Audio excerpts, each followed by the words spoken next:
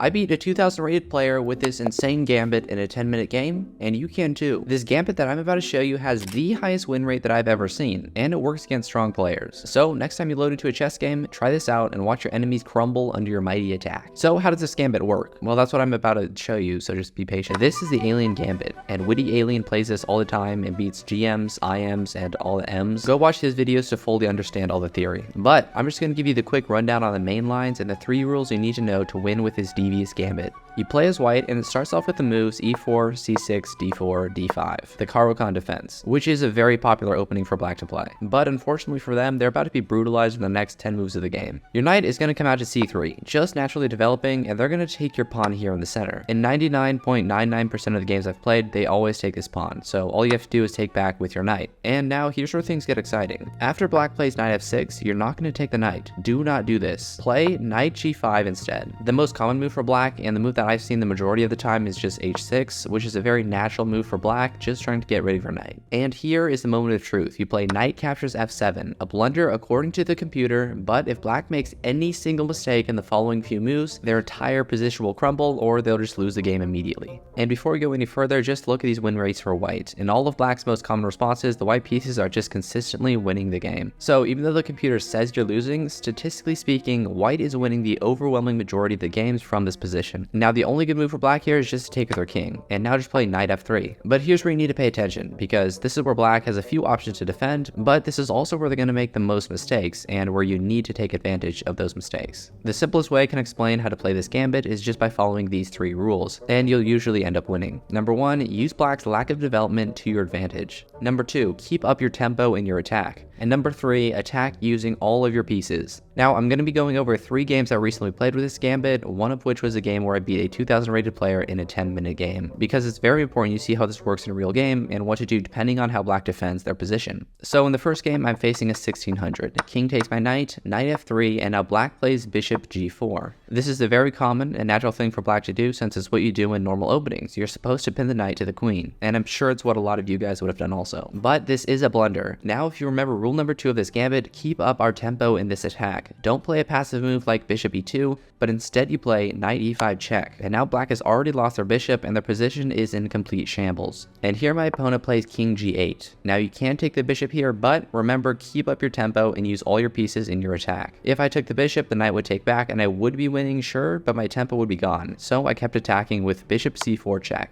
And here's where this 1600 seals their fate. They should have just gone e6, but instead they played king h7. And again, utilizing all my pieces in my attack, I played queen d3, and they resigned after just 10 moves. That's literally how easily you can beat people with this opening. And they resigned because their king can't move anywhere, and whatever piece they use to block the check can be taken and ends with them being checkmated. Now this next game is a 5-minute game against a 1700, and it started off the same with the king taking my knight and me playing knight f3. And here, black plays king to e8, avoiding this knight check, which is a very common move with this gambit. Here I play bishop d3, developing and thinking about going to this juicy g6 square. And my opponent, similar to the last game, goes bishop to g4, a blunder. So I go bishop g5 check. Now the king can only go to d7, and we now keep up our tempo with knight e5 check and win a free bishop. And even though I'm only up 1 point in material, just look at this position. Black has developed none of their pieces, they cannot castle, that their bishop is wondering what the point of living is. Meanwhile, I'm about to castle and all my pieces are happy campers. And at the end of the game, using black's lack of development, I beat this 1700 pretty comfortably.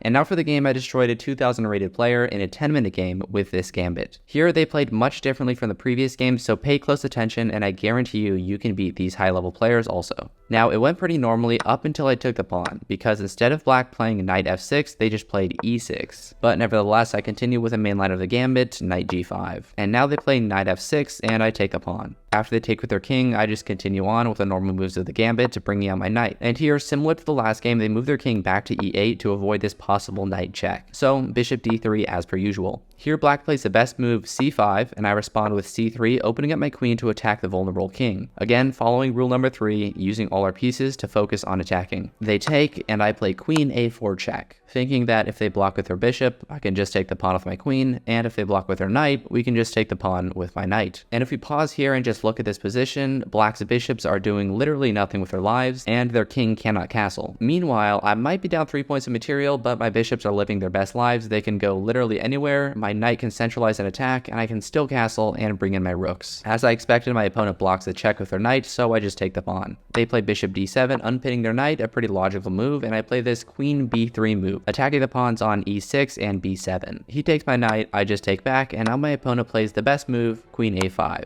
I block with my bishop, and for some reason they just go right back. I just castle here, hoping to move my rook to this square and bring in another piece to attack his weak pawn on e6. The knight comes to g4, and as I planned, I play rook e1, bringing in another piece to attack this now pinned pawn. And here, black plays queen b8, obviously attacking my king, but I saw this brilliant move and sacrificed my rook on e6. Now, if the bishop takes my rook, the king is in terrible danger, and this knight is definitely meeting his maker. They play bishop e7, the best move by the way, and I sacrifice my rook again, keeping up the attacking tempo and planning to bring in my other rook. This time my opponent takes it and I bring in my other rook, and keep in mind I'm still down 3 points of material here. Now if you were black here, what would you do? Where would you move your king? Of course, any human would play king d8, trying to take cover from this attack, and this is exactly what my opponent did. I bring my dark squared bishop in with check, the king tries to run, but the rook comes back with another check. They block with their bishop, which is the best move. My light squared bishop gives a check, automatically winning this knight, but after king c7, we don't want to lose our tempo by just taking this knight, and I think we can all see where this is going. That king and queen on dark squares, plus my dark squared bishop equals emotional damage and this skewer. Bishop f4, and the game's basically over. I take the queen and convert this into a completely winning endgame, and easily defeat this 2000 rated player with this ingenious gambit. So look, this works best in blitz and bullet games, but you really need to play this a lot to understand the variations in theory. I strongly recommend watching Witty Alien's videos on this gambit. He goes into all the most common variations, and it's the best videos that I've seen on this so far. I'll link them in the description. But go try this out, and if you can't remember all the steps, save this video by liking it so you could come back and rewatch it later. Okay, goodbye.